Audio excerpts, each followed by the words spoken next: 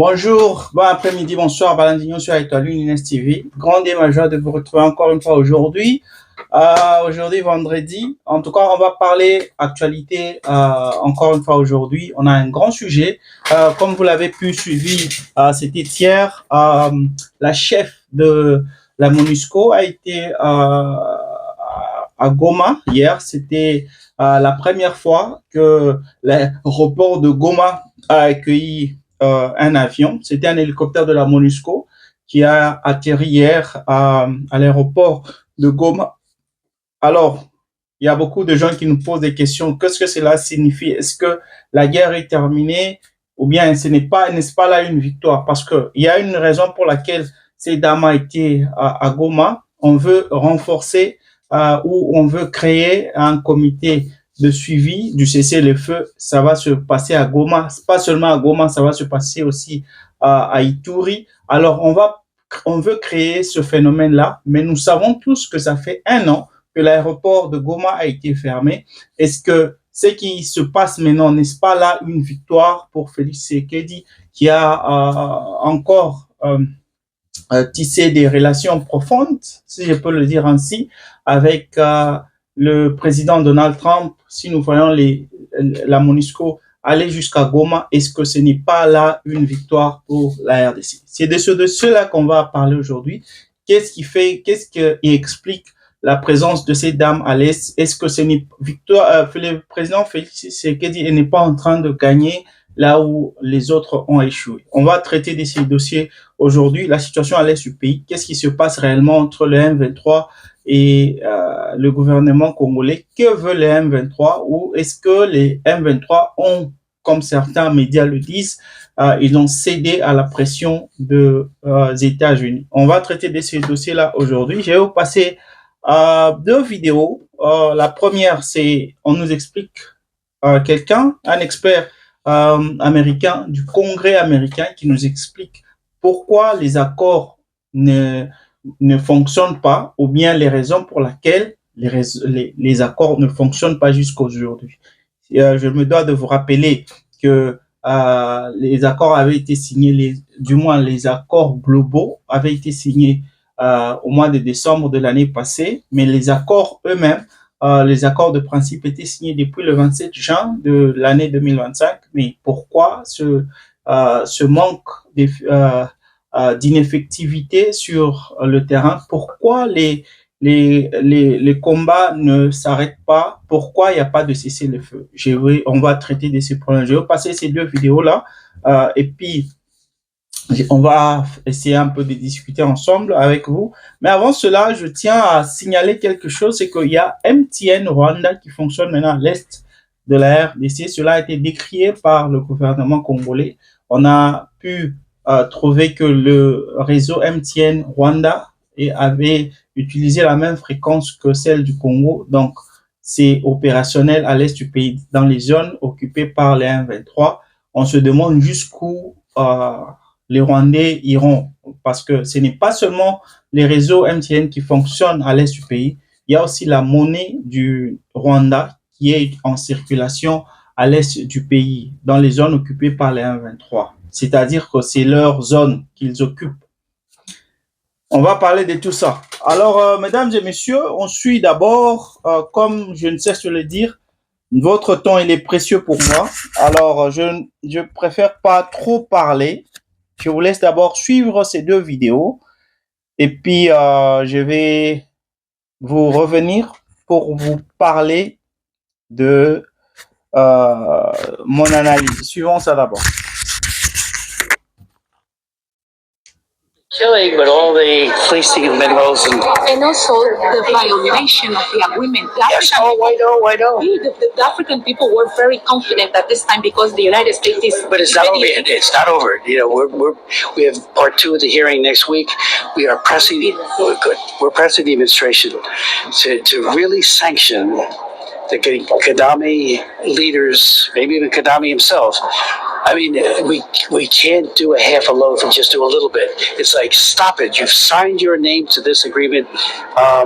Stop the bloodshed. Ok, je recommence ça. You know, they want the peace treaty to work, but it can't work when you got M23 not only killing, but all the fleecing of minerals and also the violation of the agreement. Yes, I know. The African people were very confident at this time because the United States is. But it's not over. It's not over. You know, we have part 2 of the hearing next week. We are pressing. We're pressing the administration to really sanction the Gaddafi leaders, maybe even Gaddafi himself. I mean, we can't do a half a loaf and just do a little bit. It's like, stop it. You've signed your name to this agreement. Stop the bloodshed. Ok, je vous passe la deuxième vidéo. Pour ceux qui ne comprennent pas l'anglais, ne vous inquiétez pas, je vais vous expliquer ce que le monsieur a dit.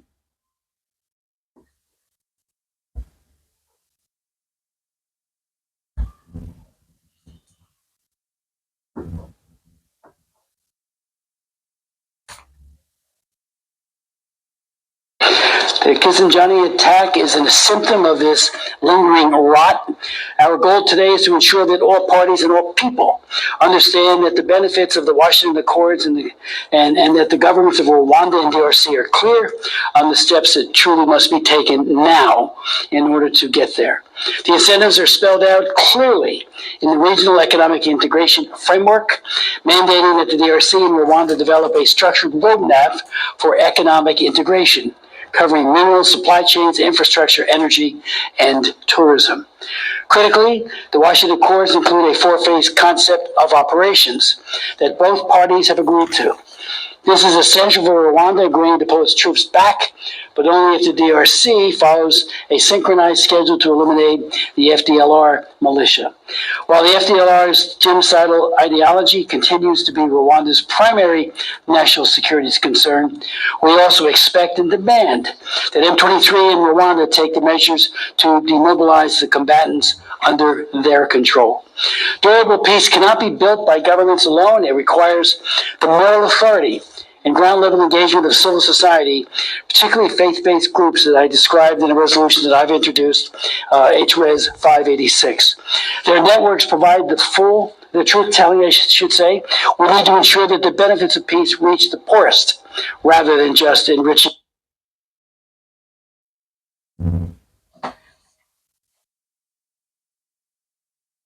Voilà. Je m'en vais d'abord interpréter la première vidéo. C'est cet expert américain au Congrès américain qui expliquait, j'apprécie beaucoup cette journaliste langolaise, Ariana, c'est elle qui posait les questions, elle a dit, en tout cas, tous les Africains espéraient voir le changement et surtout que la RDC n'a pas signé cet accord avec n'importe qui. La RDC a signé ses accords de paix avec Washington, avec la grande puissance. On espérait tous voir le changement. Mais pourquoi jusque-là, il n'y a rien qui se passe sur le terrain? Alors, le monsieur a dit, en tout cas, nous sommes en train de pousser l'administration de Donald Trump pour que cette dernière puisse sanctionner les leaders de Kagame et pourquoi pas sanctionner Kagame lui-même. Là, c'est le monsieur qui a dit. Il a aussi ajouté que c'est difficile que cet accord puisse, ces accords soient respectés aussi longtemps que nous avons les M23 sur notre chemin. Aussi longtemps que les M23 sont là, nous ne savons pas, les deux pays ne savent pas respecter ces accords. Donc, il pose le premier problème, c'est le M23.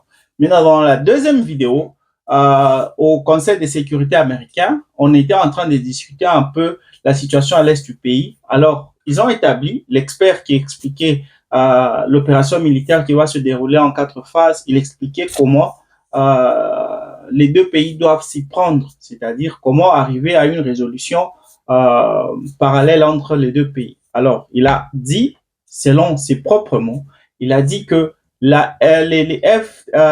Rwanda doit retirer ses troupes, c'est-à-dire les forces rwandaises, mais à cela d'abord, avant que cela ne puisse arriver à se matérialiser, la RDC devrait conduire une opération synchronisée pour neutraliser les FDLR d'abord, avant que le Rwanda puisse retirer ses troupes.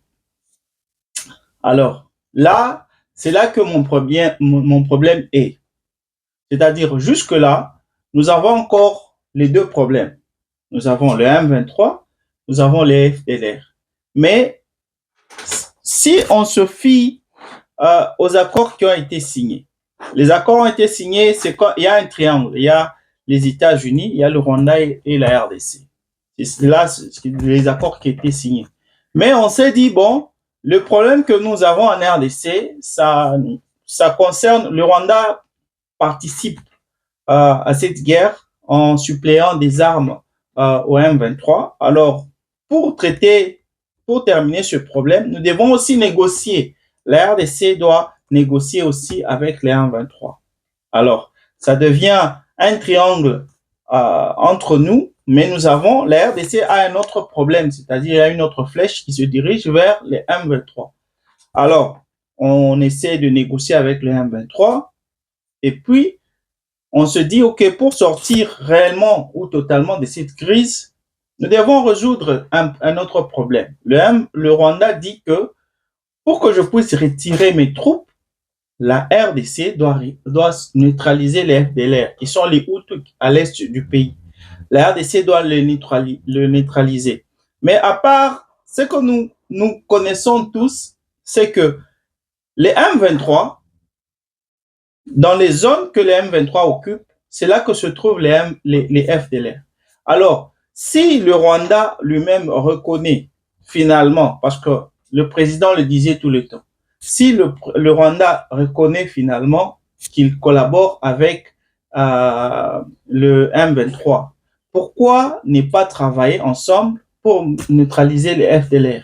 Et aussi, ils l'ont dit, c'était clair, tout le monde a pu lire ça. C'était clair, les M23, le Rwanda a dit que nous travaillons ensemble parce que nous avons tous un seul intérêt commun qui est les M23. Les M23 continuent de massacrer nos populations Tutsi vivant à l'est de la RDC et par rapport aussi aux menaces génocidaires que nous avons depuis les années 1994, alors nous devrons de prévenir une quelconque attaque de la part des FDLR. Alors, si le FDLR était un problème du Rwanda, parce que le FDLR n'a jamais été un problème de la RDC, ça n'a jamais été notre problème. Bien que les FDLR constituent une menace pour la population congolaise, parce que ces gens étaient venus dans notre pays armés et ils font partie des groupes, des personnes qui tuent nos populations à l'est du pays. Alors, si le FDLR est réellement un problème du Rwanda, pourquoi le Rwanda ne doit pas utiliser les M23 avec qui il collabore pour neutraliser les FDLR? Pourquoi cela devait être notre problème pour aller là où, dans les zones que nous n'occupons même pas, pour aller nous occuper des FDLR, qui ne sont même pas notre problème au préalable. Alors, là aussi, c'est là que cette histoire on commence à se jouer de nous. Que ce soit dans les accords qui ont été signés, que ce soit par les experts, parce que eux-mêmes disent, vous sentez qu'on est en train de se jouer. On veut nous faire croire par des concepts qui ne sont pas bien réfléchis que le problème, ce n'est pas nous. Et ce ne sont pas les Rwandais, mais ce sont les Congolais, un peu comme Olivier, le ministre rwandais Olivier, le ministre des Affaires étrangères, qui a toujours dit que c'est le Congo qui ne respecte pas les accords, parce que le Congo devrait normalement neutraliser d'abord les FDLR qui sont à l'est du pays, et puis nous allons retirer nos troupes. Cela a été signé dans les accords. Donc, on se joue de nous. Voilà pourquoi je ne cesse de condamner le gouvernement de Félix Tshisekedi qui a accepté de signer ces accords sans les avoir étudiés. Parce que si vous étudiez ce que le Rwanda exige dans les accords qui ont été signés, vous n'allez pas normalement signer. Parce que comment nous pouvons aller contrôler ou neutraliser des gens qui sont dans des zones que nous n'occupons pas? Là où il y a les rebelles. Nos FARDC ont fui ces zones-là, ils ne sont plus là. Nos FARDC ne sont plus là, mais c'est nous qui allons neutraliser les FDLR dans ces zones-là. Ça n'a pas de sens. Et pas seulement ça. Les FDLR, ce sont les Hutus qui avaient fui le génocide, qui avaient fui le pouvoir des Tutsis quand Kagame avait pris le pouvoir, soi-disant parce que les Hutus avaient commis les génocides les plus rapides en 1994, alors ils avaient fui. Au moment où la réalité est telle que c'est Kagame lui-même qui avait tué ses propres frères, alors ils avaient fui. Alors voilà pourquoi les Tutsis sont en insécurité, parce que les Hutus sont toujours à l'est du pays. C'est du n'importe quoi. Je reviens maintenant à l'histoire ici de Goma. Tout le monde parle de Goma. Je vous ai passé l'autre fois la vidéo dans laquelle Nanga disait ouvertement comment il allait tout faire maintenant pour ils allaient maintenant reconstruire Goma. La guerre est terminée. Il y a même l'administration qui est retournée, parce qu'avant les M23 avaient totalement quitté la place. Ils avaient quitté la majorité des M23 des soldats avaient quitté pour aller se diriger vers le sud Kivu. Après quoi, ils avaient formé des policiers qu'ils avaient laissés. Mais maintenant, là, ils se sont plus concentrés à Goma et à Bukavu. C'est là qu'ils sont majoritairement. Et je vous signale aussi qu'ils ont présenté dimanche un autre groupe de commandos, c'est comme ça qu'ils s'appellent, les commandos qu'ils ont formés. C'est-à-dire il y a des soldats, il y a des civils qui ont décidé de les joindre. Il y a aussi des anciens FARDC qui les ont joints. Je ne sais pas, ils utilisent des méthodes, soit vous les joignez, soit on vous tue, parce que quand vous êtes dans leurs mains, votre sort est dans leurs mains, donc vous n'avez pas de choix. Je sais qu'il y a ceux-là qui acceptent de le joindre volontairement, soi-disant, il y a ceux-là qui le font par peur d'être tués, il y a ceux-là qui le font parce que, soi-disant, ils seront mieux, ils reçoivent des promesses qu'ils seront mieux traités dans le M23 que dans le gouvernement de Félix Tshisekedi. Alors, il y a ceux-là qui les ont joints. Alors, ils ont présenté ce dimanche 7532 nouveaux soldats, ce qui constitue encore une menace grandissante, si je peux le dire. Voilà pourquoi on appelle aujourd'hui le M23 comme la plus grande rébellion de tous les temps. Parce que chaque fois, on peut compter aussi les soldats qu'ils avaient formés l'année passée, ils avaient présenté 12 000 et puis nous ont présenté 7 000. 5 000, donc si on peut les compter aujourd'hui, ils sont plus de 30 000 soldats du M23. Alors, il n'y a pas une seule rébellion, il n'y a pas une seule milice à l'est du pays qui ait autant de militaires. Alors, ce qui constitue une menace pour nous, pour la population congolaise et surtout pour le gouvernement de Kinshasa, parce qu'on se dit comment est-ce qu'on va arriver à gérer ce problème, parce que avant même que ce groupe puisse croître en nombre, nos FARDC étaient incapables de les neutraliser. Que dire maintenant, après qu'ils aient après qu'ils aient accru le nombre de soldats? Alors, ça constitue une menace. Alors, l'année passée, ils avaient fermé l'aéroport, ils avaient décidé, vous allez vous rappeler au congrès, c'est où ça, au Forum de paix à Paris, le président français Emmanuel Macron, il avait demandé à ce que ces derniers puissent ouvrir ou puissent rouvrir l'aéroport pour permettre à ce que l'aide humanitaire puisse acheminer là-bas dans cette zone. ils avaient refusé. Mais non, ils ont finalement accepté. Alors, il y a ceux-là qui disent que c'est la pression qu'ils ont reçue du gouvernement américain. Mais moi-même, j'ai personnellement suivi la dame. La dame, la chef de la MONUSCO, elle n'a pas dit que dans son discours, ce n'est pas dire que c'est parce que les États-Unis ont imposé. Non, elle est en train de le dire au conditionnel. Elle espère qu'il y aura d'autres vols dans l'avenir. Ce ne sont pas les États-Unis qui ont imposé en M23 la réouverture de l'aéroport. Ce sont eux-mêmes qui ont accepté que cet hélicoptère puisse atterrir parce qu'on veut créer un comité de surveillance du cessez-le-feu à Goma. C'est la raison pour laquelle on l'a laissé venir là-bas. Et même quand on a interviewé le porte-parole de l'AFC M23, Willy Ngoma, il a été clair. Il espère que c'est juste par sens d'humanisme qu'ils ont accepté que les M23, l'hélicoptère de la MONUSCO puisse descendre là-bas. Mais cela n'a rien de significatif parce que tout doit se décider à Goma et doit se décider à Doha plutôt. Là, c'est selon ses propres mots. Tout doit se décider à Doha. Je vous rappelle encore une fois que le gouvernement congolais doit signer encore 6 protocoles à Doha entre le M23 et le gouvernement congolais. C'est là que de ces 6 protocoles qui restent, parce que c'était 8, jusque-là seulement 2 ont été signés. La dernière fois qu'ils ont été à Doha, c'était pour signer la venue de ce comité de surveillance du cessez-le-feu dans les zones occupées. Alors, je me pose des questions par rapport à ça.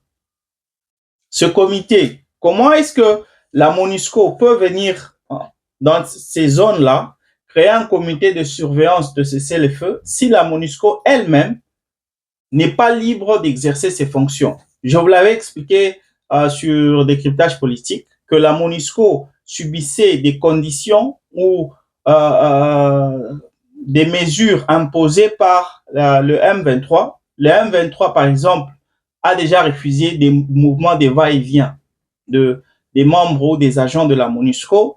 Toute sortie doit être d'abord signifiée au M23 parce que à la moindre, je ne veux pas parler d'escarmouche, au moindre mouvement, les M23 ils leur ont dit que nous pouvons tirer sur vous, on peut vous tuer. Vous allez vous rappeler l'année passée des 14 soldats de la MONUSCO qui étaient tués. Vous voyez. Donc les M23 sont en train de dicter la loi là-bas.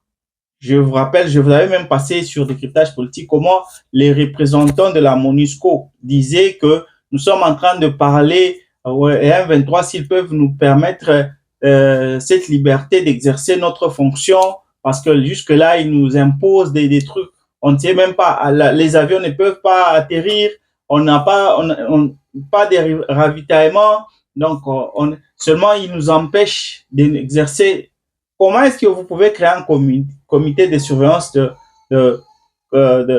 cessez-le-feu si vous-même, vous n'êtes pas libre d'exercer votre fonction? Comment ce comité va être sur le terrain pour vérifier qui attaque qui fait quoi?